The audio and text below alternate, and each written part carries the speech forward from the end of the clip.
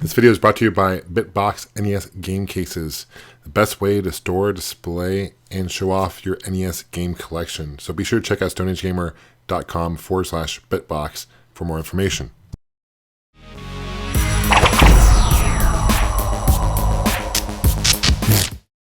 How you doing, gamers? My name is John with Gamester81.com. This episode, I'll be reviewing a game called Neo XYX. I believe that's the way you pronounce it, or Neo XYX, but I think it's XYX. Anyway, this game came out recently for the Dreamcast. It's also available for the Neo Geo NVS. It's by a company called NG Dev Team. I've done a couple of their reviews for other games that they've made, including Gunlord, which I did review last year. A really cool game for both the Neo Geo and Dreamcast as well. That game plays more like a Contra-style shooter. This is more of a ship shooter, so to speak, a shmup. A lot of people call it shmups.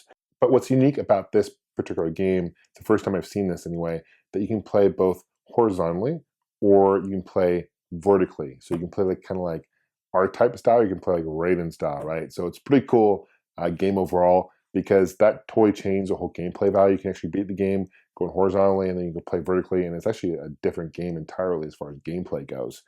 There's 6 stages in this game. The graphics are all hand-drawn, 16-bit graphics. The music really fits the game very well. There's various versions of the game that are available. This is pretty much the basic version. I shouldn't say basic, but basically what I got was a DVD case here with a manual, of course, the game itself. What's cool about the manual, it's a nice glossy manual with some great shots. There's some animation in here too, as well as some credits, all that good stuff.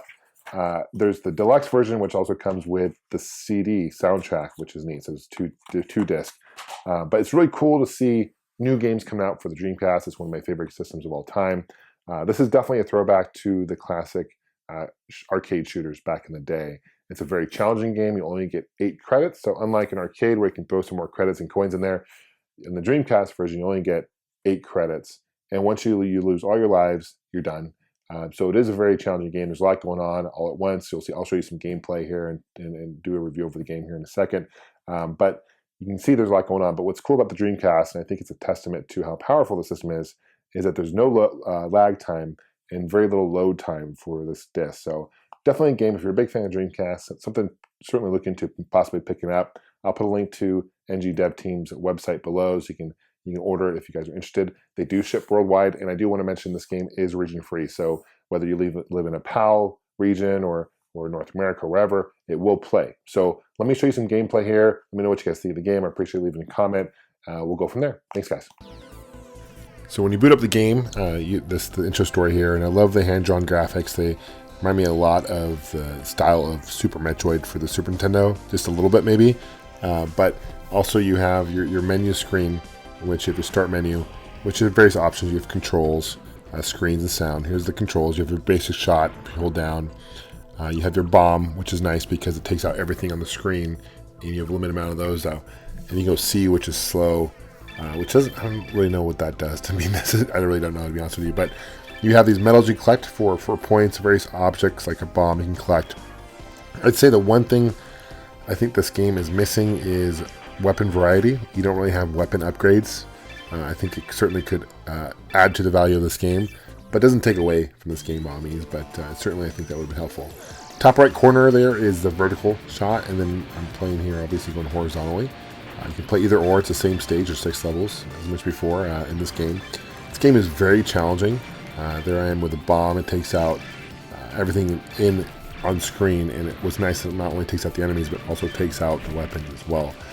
There are points in this game, there's just so much going on. All these bullets and weapons, and it doesn't lag, which is great, but it's certainly, it makes it for it challenging. There's certain patterns you have to get to know and miss these weapons, especially during the boss battles. But I love the graphic style of this game. I love the music. This game does have a lot of replay value because it's so challenging. I'd much rather have it be a challenge than something that's super easy. There I am taking out everything with my bomb shot. I have 3 lives, and you have 8 continues. Once you're done with those lives and continues, the game is over. So you have to be careful.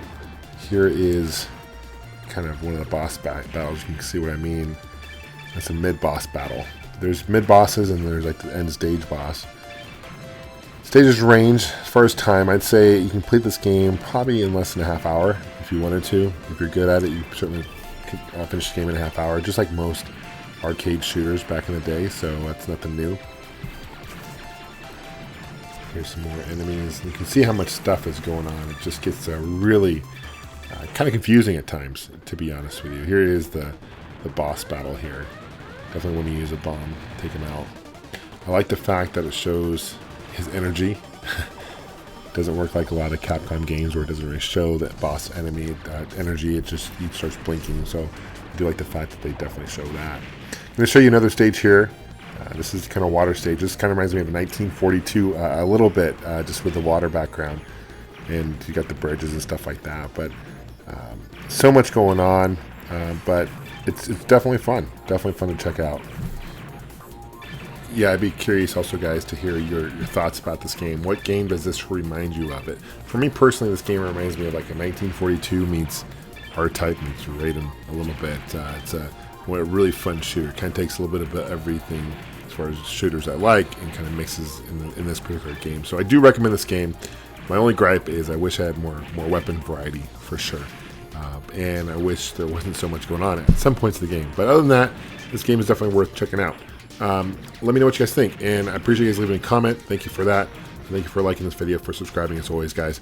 And if you guys want to stay in touch, you can follow me on Facebook, Twitter, Twitch, and my website, Gamester81.com. We'll see you guys soon. Take care. Happy gaming.